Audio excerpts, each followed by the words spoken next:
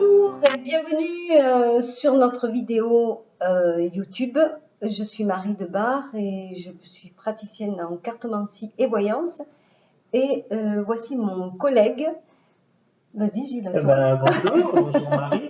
Alors moi c'est Gilles Gréard. J'exerce sur Avignon et ma spécialité, on peut dire, c'est le tarot de Marseille, décliné en consultation, formation, etc.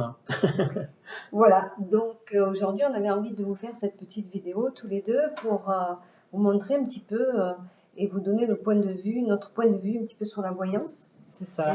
Et là, j'envisageais avec toi, Marie, de te poser un petit peu quelques questions sur ta pratique et sur combien de temps tu l'as exercé, comment tu l'exerces, etc. Si tu es d'accord, on peut faire le jeu des questions et réponses. Sympa, ok. D'accord. Et on peut, Oui, moi, à mon tour, inversement, te poser des questions. Voilà, c'est super. Allez, on y va. La première question. Alors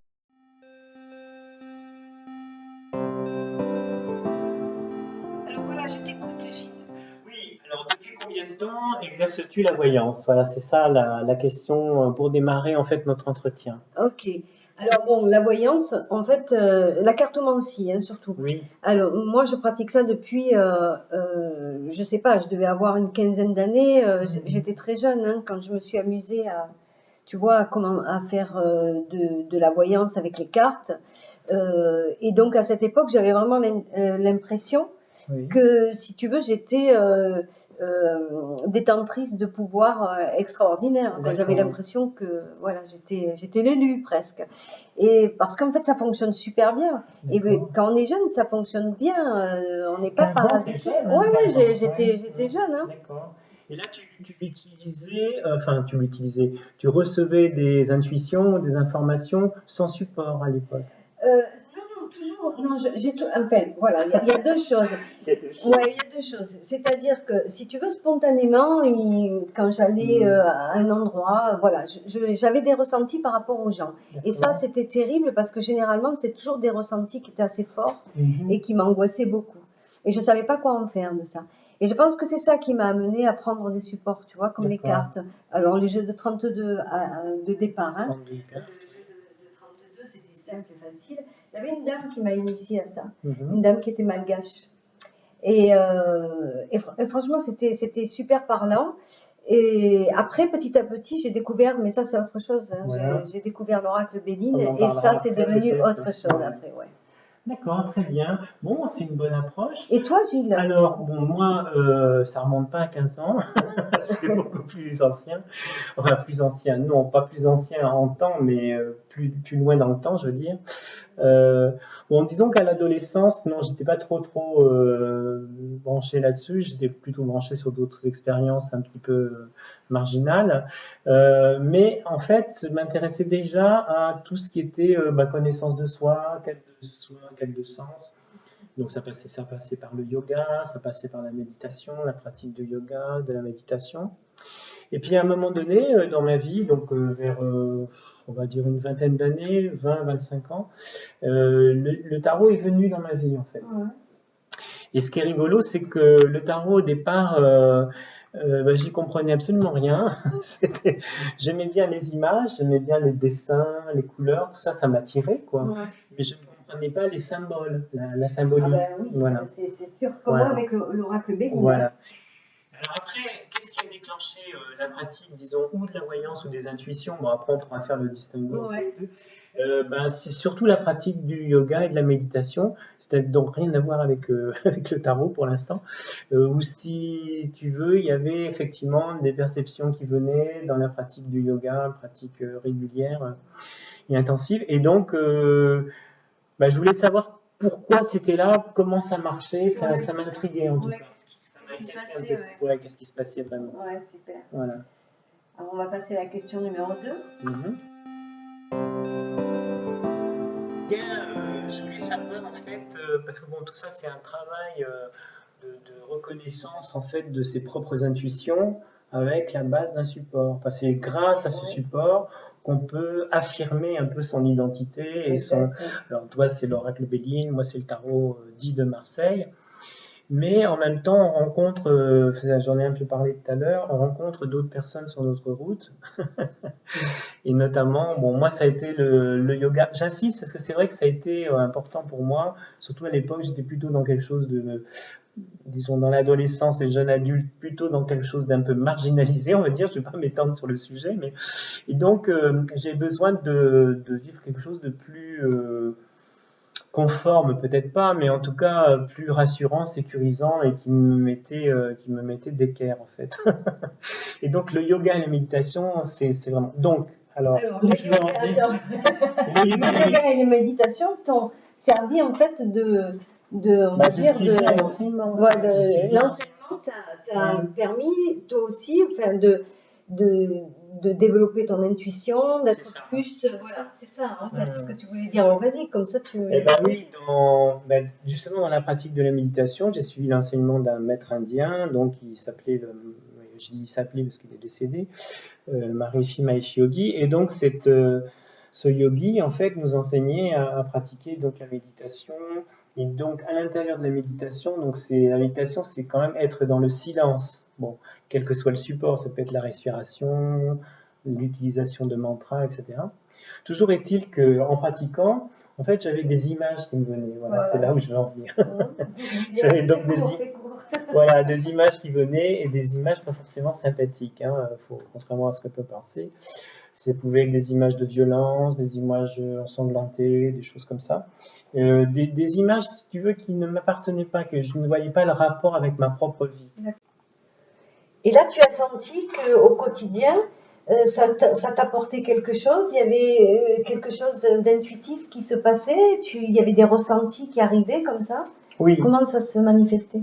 Particulièrement dans la pratique elle-même de la méditation, c'est-à-dire pendant le temps de silence, ça dure une vingtaine de minutes en général.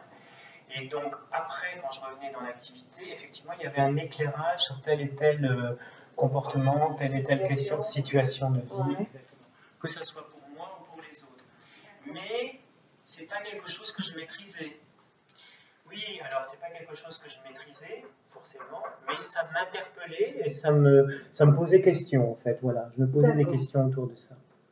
Okay. Et toi, donc, dans ta pratique, tu as découvert aussi des enseignements ésotériques, quelques domaines de connaissances qui n'ont rien à voir, enfin, visiblement, avec l'oracle Béline?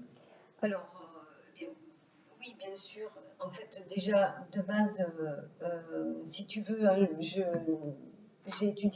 j'étudie toujours, je suis toujours dans la gnose, en fait. D'accord. Voilà, c'est un mouvement spirituel? C'est un mouvement spirituel, gnose, alchimie, et certains courants, on va dire, voilà, certains courants. Et bien sûr que ça m'a amené à travailler sur d'autres supports. Notamment, j'ai développé la lithomancie, c'est la possibilité qu'on a de capter des vibrations au travers des minéraux. Alors, il y a la lithothérapie, hein, la lithothérapie, c'est les pierres. Moi, je suis passionnée, j'ai été initiée en Égypte, on en parlera peut-être après, comme initiée d'ailleurs à la cartomancie et à la voyance, à l'ésotérisme en règle générale. Mais donc la lithomancie, c'est cet art qu'on a de pouvoir lire à l'intérieur des minéraux par les vibrations qu'on reçoit. C'est extraordinaire.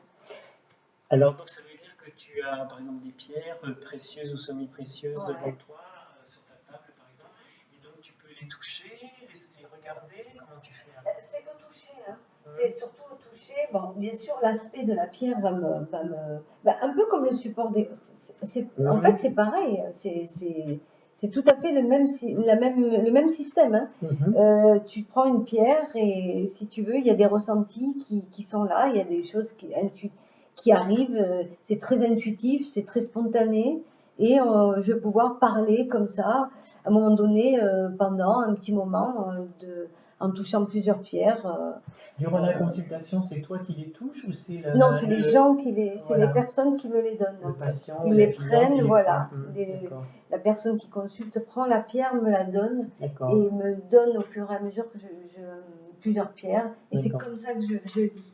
Oui, donc en fait, c'est comme la lecture des cartes, Pareil. sauf que là, c'est pas des cartes, ce sont des minéraux. Ouais, Et donc, en fait, tu peux ressentir une vibration, on peut dire, avec ce minéral. tout à fait, c'est ça.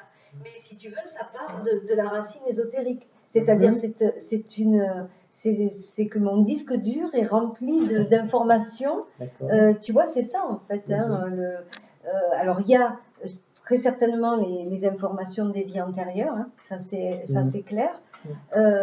Et c'est aussi pour tout le monde hein, que ça se passe comme ça. Hein, je veux dire, pas spécialement pour nous. Oui, Hein. oui, c'est pas tout. Voilà, c'est comme ça, on est plein d'informations. Il y a des mémoires en tout Il y cas. a des mémoires, toutes les mémoires qu'on a, et il y a celles ce que je nourris aujourd'hui dans toute ma démarche ésotérique, hein, toute cette recherche, tout ce travail, c'est pas un travail, c'est toute cette vie dans ces pas ésotériques, et puis pas que, hein, la science aussi, la mécanique quantique, la physique quantique. Je suis une passionnée. D'accord, tu es passionnée par la mécanique quantique et le champ quantique et toutes ces choses-là. D'accord. Et donc tu l'appliques dans ta pratique. Oui, non, mais je veux dire. C'est ce qui m'a. Ouais, oui, c'est évident. Voilà, il y a pas, c'est une évidence. C'est une évidence.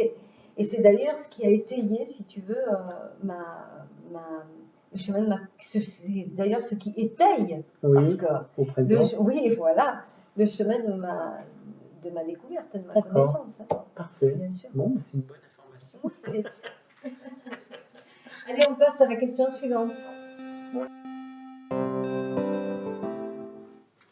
Oui, alors je voulais savoir, parce que j'ai cru entendre, quelque part, que tu avais vécu en Égypte plusieurs années, n'est-ce pas? Oui, j'ai vécu 15 ans en Égypte, enfin dans le Moyen-Orient, enfin 12 ans en Égypte plein, et 3 ans un petit peu la Jordanie et l'Égypte, voilà. Donc en tout, je suis partie 15 ans. Tu vivais au Caire, donc à la capitale? Ouais, alors j'ai vécu au Caire, bien sûr, mais de départ, j'ai vécu à Luxor. Donc à côté des pyramides. Non, les pyramides sont au Caire. D'accord. Non, Luxor, c'est temple de Luxor, temple de Karnak, voilà.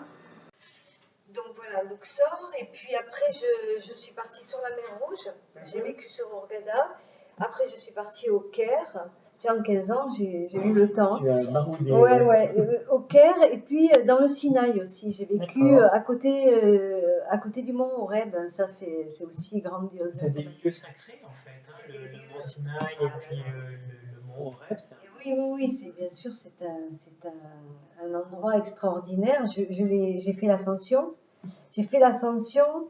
Un jour, il m'était arrivé un truc extraordinairement bouleversant dans ma vie. J'ai fait l'ascension du mont Horeb, aller-retour en tongs et en t-shirt. C'est étonnant quand même. Tu vois, quand on est porté, tu vois le truc, quand tu es porté par une force incroyable.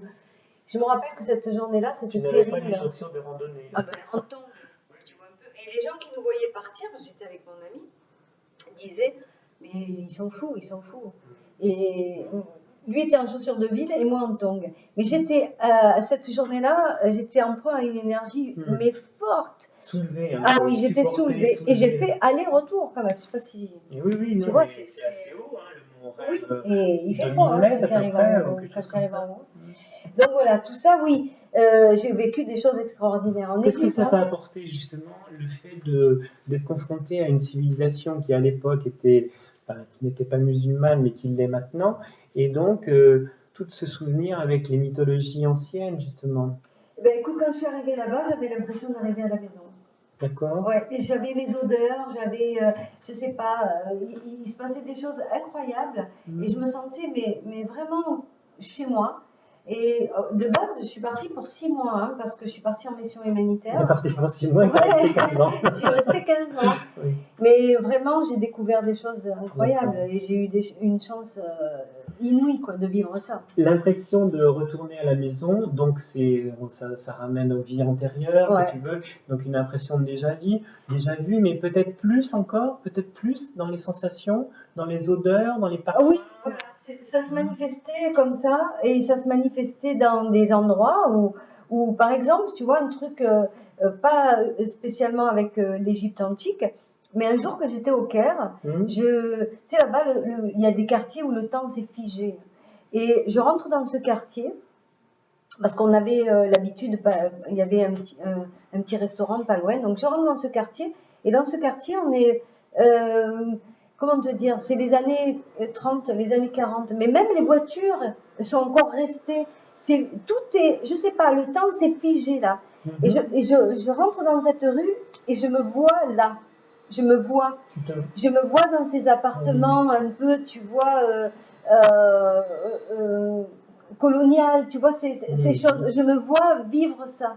J'ai pas vécu qu'une vie en Égypte. Hein. J'en ai vécu plusieurs. J'ai été à plusieurs moments, ça c'est sûr. Et j'ai senti ça. Et quand tu es là-bas, tu es à l'aise, je veux dire, en tant que femme, tu es à l'aise. Ah oui, ben moi, non, mais il n'y a pas de souci majeur. Moi, je suis chez moi là-bas. Voilà, c'est ça. Je peux aller n'importe où. Et donc la question subsidiaire, c'est t'envisages d'y retourner? Tu aimerais retourner? Avec l'Égypte. D'accord. Je suis obligée d'y retourner. Alors je ne dis pas que je vais y retourner vivre, mais j'y retourne. Voilà, ça, je vais y retourner là. Voilà, c'est un moment clé de ta vie en tout cas. Ah ben, c'est le moment où, si tu veux, aussi, j'ai fait beaucoup de méditation dans les pyramides, pas Khéops, mais surtout pas vraiment à Khéops, mais surtout à Képhren, ou Mykérinos, parce que Khéops est fermé en règle générale. Mais c'est des choses qui m'ont ouvert, mais je veux dire, le canal intuitif d'une façon extraordinaire. Mais ça ne peut que être ça, quoi. On peut dire que tu as reçu des initiations là-bas. J'ai reçu des initiations là-bas, oui. On peut dire ça parce que j'ai reçu des initiations. Je pense que c'est le geste, ouais. Mais c'est extraordinaire.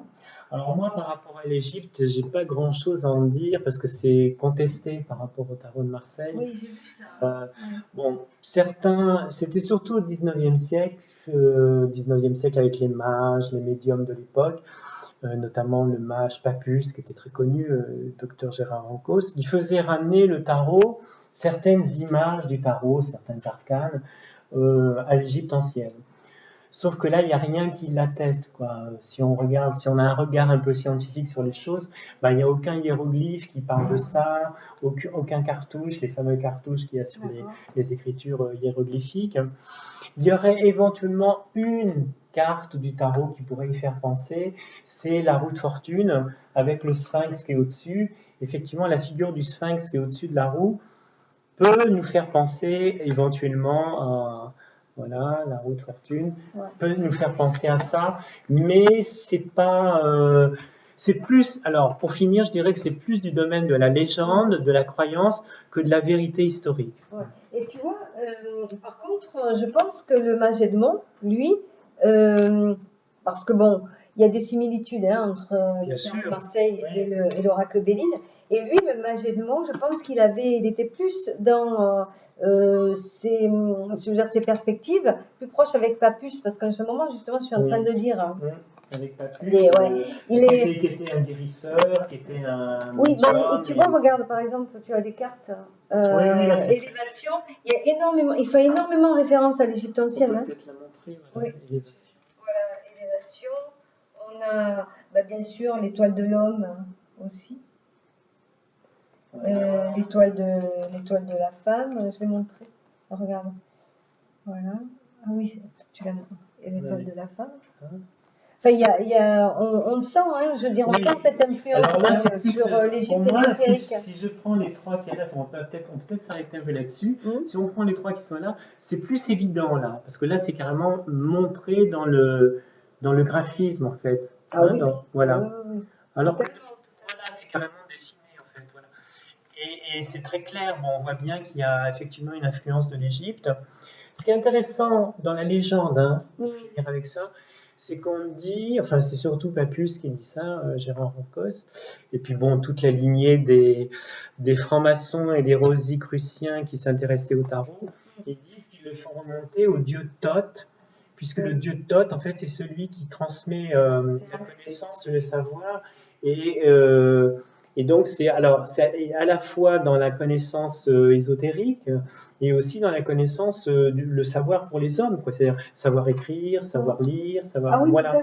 Et donc si on dit que le tarot c'est un livre, donc ce serait le livre de la connaissance. Exactement, c'est le livre de la connaissance. Et c'est ça qui est intéressant, si tu veux, dans la partie ésotérique, on sent bien, alors, bon, les influences, moi je ressens énormément les influences donc, dans le Béline, de Papus, parce que justement, toute cette connaissance de, si tu veux, de l'Égypte ancienne, vue ésotériquement, hein, et il y a une espèce de chemin incroyable hein, là-dedans, on va pas en débattre là. Non, ce serait un peu long, mais c'est vrai que tu as raison, même si c'est pas évident, là c'est plus évident dans le jeu de Béline, un peu moins dans le jeu de tarot, mais si comment dire, si on décrypte un oui, peu... si tu décris voilà. le tarot ésotériquement, avec certains symboles, tu les retrouves...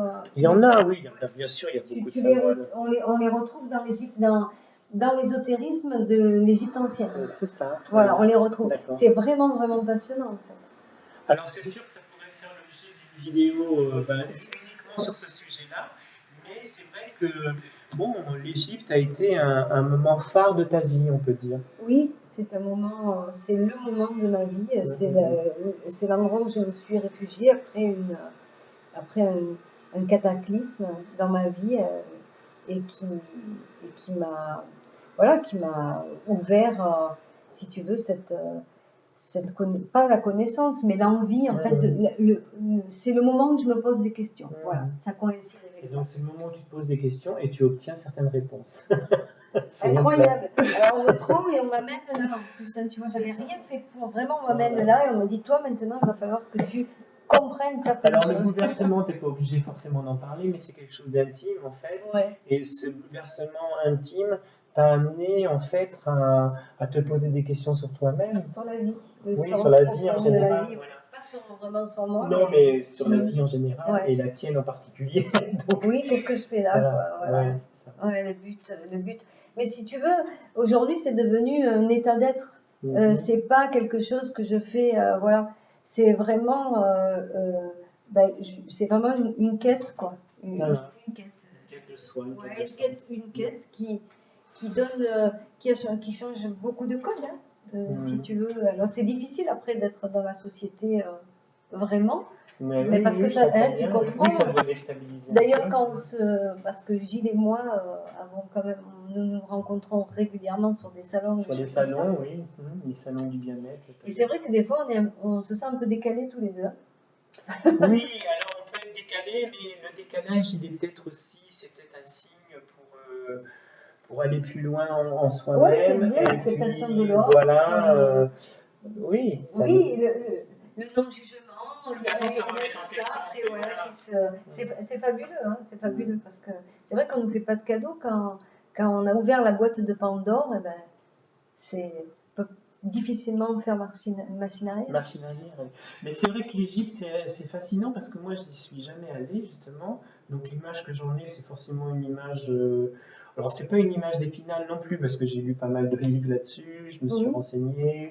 Bon, j'aime bien aussi les cultures, même la culture musulmane du côté des soufis, par exemple, etc. Donc c'est pour ça que je te posais ces questions, parce que toi, tu l'as vécu de l'intérieur. Oui, oui, non, j'ai découvert énormément de choses, énormément. Mais tu vois, quand je suis rentrée en France, quand je suis revenue en France, du coup, ça m'a ouvert énormément aux principes de religion. Alors, je dis pas que j'adhère à tous les dogmes et tout ça, c'est pas ça. Mais ça m'a ouvert à tout un tas de choses et ça m'a énormément, à un moment donné, si tu veux, j'ai voulu me rapprocher et comprendre parce qu'il y a un énorme parallèle qui se fait avec le Christ, la Vierge. En Égypte, ésotérique. Le Christ, la Vierge, il y a un énorme parallèle qui se fait. J'ai voulu comprendre ça et je me suis énormément rapprochée de ma racine profonde, c'est-à-dire moi je suis chrétienne et je suis catholique d'éducation. Et je me suis énormément, j'ai eu cette éducation. Bon, je faisais pas forcément attention, j'étais jeune, je faisais pas forcément attention à tout ça. Mais aujourd'hui, je suis vraiment, si tu veux, dans cette soif de comprendre les messages du Christ. Alors plus bien sûr tourné sur un pôle ésotérique, mais je trouve des choses à l'intérieur incroyables et donc c'est vrai que je suis très pratiquante et très demandeuse en fait de tout ça, quoi. Je me suis énormément rapprochée. Bon, on va peut-être conclure sur ça et puis passer à d'autres questions. Mais en tout cas, c'était passionnant. C'était très passionnant cette question de l'Égypte. Oui, alors là, c'est vrai qu'on a évoqué beaucoup de choses ensemble, à la fois sur la pratique du nudisme, sur ta vie en Égypte aussi. Mais donc là, on pourrait effectivement se revoir la semaine prochaine ou dans quelques jours pour développer sur un autre sujet. Par exemple, ce qui serait intéressant, c'est de voir les correspondances entre l'oracle Béline et le tarot de Marseille. Voilà, de voir quelques correspondances avec, je ne sais pas ce que tu en penses, avec Ah oui, une ou deux cartes, un ou deux arcanes du tarot, bon, et puis voir les correspondances. Parce que je pense qu'il y en a. Quoi. Oui, tarot et mon oracle. Exactement, voilà. Donc on vous dit tous au revoir, à bientôt et à la semaine prochaine. Au revoir.